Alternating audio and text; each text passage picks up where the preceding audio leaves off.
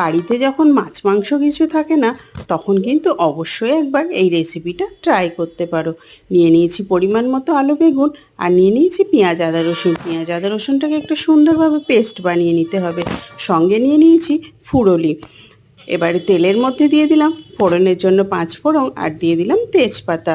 বেটে রাখা, পেস্ট করে রাখা পেঁয়াজের মশলাটা দিয়ে দিলাম, দিয়ে সঙ্গে আলু বেগুনগুলো দিয়ে আর সুন্দরভাবে নুন হলদি লঙ্কার একটা পেস্ট বানিয়ে কষাতে থাকবো 2 মিনিটের মতো।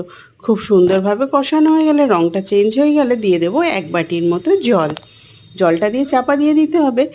3 থেকে 4 মিনিট পর এটাকে খুলে দেখতে হবে এগুলো সিদ্ধ হয়েছে কিনা। সিদ্ধ হয়ে গেলে এর ওপরে দিয়ে দিতে হবে সেই ফুরুলিগুলোকে, আর ওপর থেকে অবশ্যই একটু 1 চামচের মতো ধনে গুঁড়ো ছড়িয়ে চাপা দিয়ে দেবো মিনিট খানেকের মতো। রান্নাটা খুব তাড়াতাড়ি হয়ে যায় আর খেতেও কিন্তু অসাধারণ। বাড়িতে অবশ্যই একবার ট্রাই করে দেখতে পারো।